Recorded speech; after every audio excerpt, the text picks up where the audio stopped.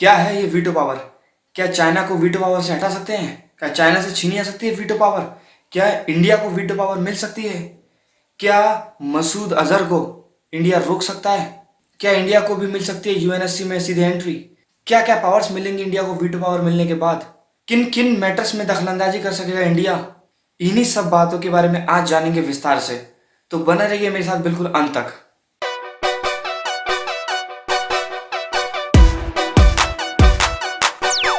Veto power work कैसे करती है, वीटो पावर से हम क्या क्या कर सकते हैं, इसको जानने से पहले बहुत ज़्यादा इंपॉर्टेंट है कि हम जान लें कि वीटो पावर अभी भी किन कंट्रीज के पास है और इसमें कितने मेंबर्स हो सकते हैं। तो आपको बता दूं कि वीटो पावर सिर्फ 15 कंट्रीज के पास हो सकती है एक बार में, जिसमें कि 5 होते हैं हमारे परमानेंट मेंबर्स और बाकी के जो 10 होते हैं नॉन परमानेंट मेंबर्स। जो नॉन परमानेंट मेंबर हैं वो हर 2 साल में चेंज होते हैं और जो परमानेंट मेंबर्स हैं उनको कोई नहीं हटा सकता। वो एक बार अगर इलेक्ट हो गए हैं तो वो हो गए हैं। देखिए फिलहाल जो वीटो पावर के 5 परमानेंट मेंबर्स हैं वो है चाइना, रशिया, यूके, यूएस और फ्रांस।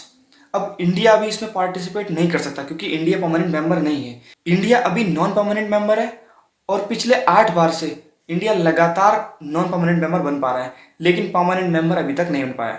तो आगे वीडियो में जानेंगे कि एक्चुअली क्या क्या पैरामीटर्स हैं, क्या क्या चीज़ें हमें करनी पड़ेंगी कि हम एक परमानेंट मेंबर बन पाएँ। और देखिए ऐसा नहीं है कि अगर हमें वीटो पावर चाहिए तो इंडिया को भी इसमें ऐड कर देंगे। तो ऐसा नहीं कि 6 प्राइमरी कैंडिडेट हो जाए उसके सिर्फ एक बार में 5 मेजर कैंडिडेट हो सकते हैं। अगर किसी और कंट्री को सदस्यता चाहिए तो उसको किसी और कंट्री को हटाना पड़ेगा, या फिर जो 5 जो मेंबर्स हैं उनको उनमें से एक को किसी को अपनी पावर छोड़नी पड़ेगी, तब वो पावर ट्रांसफर होकर इंडिया के पास आएगी। और हाँ, मैं आपको ऑलरेडी बता चुका हूँ कि कैसे जवाहरलाल नेहरू ने वीटो पावर इंडिया की जगह चाइना को दे दी थी और कहा था कि हमें इसकी जरूरत नहीं है। देखिए जरूरत हमें उस वक्त भी थी, लेकिन शायद से कहीं ना कहीं हमारे जो नेता थे, राजनेता थे, उनसे समझने में थोड़ी सी भूल हो गई, वरना शायद से हम ये मौका कभी नहीं गवाते। क्योंकि वीटो पावर एक ऐसी टूल है जिसके थ्रू हम यूएन से, यानी कि जो यूनाइटेड नेशन है, वो जो फैसले लेता है हम उनको छेड़छाड़ कर सकते हैं। और छेड़छाड़ एक सही टर्म नहीं है, हम ये कह सकते हैं कि वीटो पावर के थ्रू जो यूनाइटेड नेशंस फैसले लेता है उसमें हम अपना इन्वॉल्वमेंट दिखा सकते हैं। और अगर हमें किसी चीज़ से सहमति नहीं है तो हम उस डिसीजन को ऑफिशियली पास होने से रोक सकते हैं। तो वीटो पावर अपना में बहुत स्ट्रांग पावर है। अब एक्चुअली में ये वर्क किन किन सेक्टर्स में करती है, ये देखिए जो सिक्योरिटी वाला पार्ट है, यानी कि जो पीस और सिक्योरिटी वाला पार्ट है, वो मेजर आता है इसमें, जिसमें कि यूएनएससी है, यूनाइटेड नेशन सिक्योरिटी काउंसिल। इसमें वीटो पावर हमारी आती है काम में। देखिए सिक्योरिटी वाला पार्ट इसमें बहुत ज़्यादा इंपॉर्टेंट है और यही मेजर है। देखिए यूएन के बहुत सारे चार्टर्स बने हुए हैं जिनमें कि अलग अलग सेक्शंस हैं, जिनके हिसाब से अलग अलग, जैसे कि गवर्नेंस और ह्यूमैनिटेरियन और टेररिज्म, हेल्थ, एजुकेशन, ये सब बहुत सारी चीज़ें इसमें आती हैं। लेकिन सबसे इंपॉर्टेंट जो मेजर एस्पेक्ट है वो है यूएनएससी, यानी कि यूनाइटेड नेशन सिक्योरिटी काउंसिल, जो कि आता है 23 सेक्शन के अंदर। तो हम आज जो बात करेंगे वो इसी के बारे में करेंगे कि कैसे इंडिया को यूएनएससी यानी कि यूनाइटेड नेशन सिक्योरिटी काउंसिल में एंट्री मिल सकती है। क्योंकि इसके एंट्री के लिए हमें वीटो पावर चाहिए और वीटो पावर अभी इंडिया के पास है नहीं। और हमको पता है कि सिर्फ 5 ही परमानेंट मेंबर्स हो सकते हैं। तो इंडिया जबकि नॉन परमानेंट मेंबर तो है, लेकिन परमानेंट मेंबर बनने के लिए कुछ ऐसी चीज़ें हैं जो कि फॉलो होनी चाहिए, कुछ पैरामीटर्स होने चाहिए, तभी हम जो है एक परमानेंट मेंबर बन पाएंगे। तो आगे जानते हैं मेरे साथ कि हम कैसे बन सकते हैं। देखिए एज सच तो कभी हमारे अगेंस्ट वीटो पावर यूज़ हुई नहीं और हमें इसकी ऐसा खास ज़रूरत भी नहीं पड़ी है, लेकिन कुछ एक मुद्दे ऐसे हैं जिनमें भी बहुत ज़रूरी हो जाता है कि हमारे पास भी वीटो पावर होनी चाहिए। क्योंकि एक टेररिस्ट है अजहर, जिसको कि इंडिया काफ़ी टाइम सोच रहा है कि उसे इंटरनेशनल टेररिस्ट घोषित करा दे, लेकिन चाइना जो कि पाकिस्तान से मिला हुआ है वो हमेशा पाकिस्तान को सपोर्ट करता है और वीटो पावर यूज़ करके उसको ये दर्जा दिलाने से मना कर देता है, या फिर उसमें कोई ना कोई ऐसी दखलंदाजी कर देता है जिसकी वजह से ये प्रस्ताव पारित नहीं हो पाता और हर बार अजहर इंटरनेशनल टेररिस्ट घोषित होने से रह जाता है। देखिए आप में से काफ़ी लोगों को पता होगा कि वीटो पावर हम किसी कंट्री से कैसे ट्रांसफर कर सकते हैं दूसरे कंट्री पे। तो होता है कि एक्चुअली जो यूएन है यानी यूनाइटेड नेशन, उसमें 193 कंट्रीज हैं टोटल। तो उन कंट्रीज में से 2/3 मेजोरिटी होनी चाहिए कि हम वीटो पावर किसी दूसरे कंट्री पे ट्रांसफर कर सके। बट इसके साथ इसका जो चैप्टर 18 है उसके अंदर, यानी कि जो यूनाइटेड नेशन सिक्योरिटी काउंसिल का चैप्टर 18 है, उसके अंदर एक चीज़ और है कि वो जो 5 परमानेंट मेंबर्स हैं उन 5 की भी सहमति होनी चाहिए कि हाँ हम अपनी सहमति से ये काम करवा रहे हैं। लेकिन अब आप खुद सोचिए कि जब चाइना के पास वीटो पावर है तो चाइना कैसे अलाउ कर देगा कि हाँ मेरे पास वीटो पावर है और आप ले लो इसे। तो चाइना कभी वोट नहीं करेगा। तो यहाँ पे एक वोट कम पड़ा, 5 की जगह 4 ही पड़े, तो ऐसे ये वीटो पावर ट्रांसफर नहीं होगी। 5 के 5 मेंबर्स एग्री करने चाहिए उस चीज़ पे।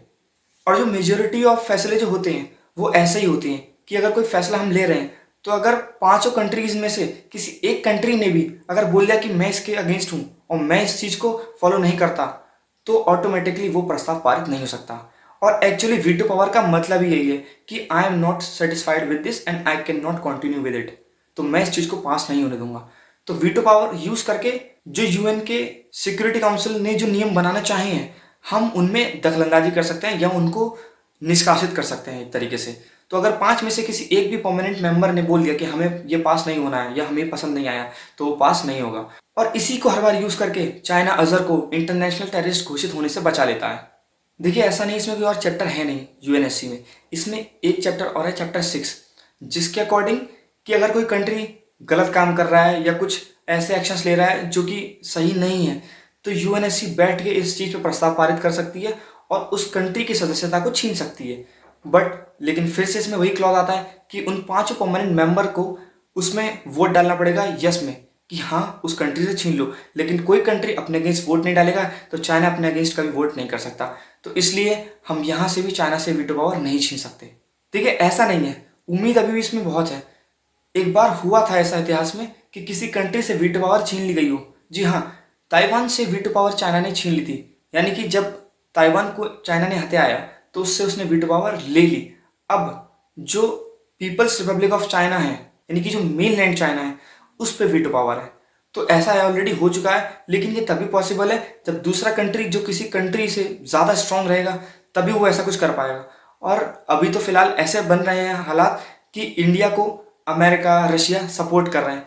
तो अगर कुछ ऐसा होता है कि चाइना एक दो स्टेप्स और गलत लेता है, क्योंकि चाइना ने ऑलरेडी कोरोना वायरस के बारे में कुछ नहीं बताया और उसके वजह से पूरे वर्ल्ड को इतना बुरा पेंडेमिक देखने को मिल रहा है, तो इसी के अगेंस्ट अगर चाइना पे कुछ लीगल एक्शंस होते हैं तो इंडिया ही वो नेक्स्ट कैंडिडेट है जिसको कि वीटो पावर मिल सकती है। क्योंकि हम लगातार 8वीं बार यूएनएस यानी कि यूनाइटेड नेशन सिक्योरिटी काउंसिल का पार्ट रहे हैं। भले ही हम नॉन परमानेंट रहे हो, बट हाँ हम उसमें पार्टिसिपेट करते हैं। मैं आशा करता हूँ आप लोगों से आपको ये वीडियो बहुत पसंद आया होगा, और आप लोगों के पास अगर कोई अपनी राय देने के लिए कि और क्या क्या तरीके हैं कि चाइना की वीटो पावर शिफ्ट होकर इंडिया के पास आ सकती है, तो कमेंट करके अपनी राय ज़रूर दें। जय हिंद, जय भारत।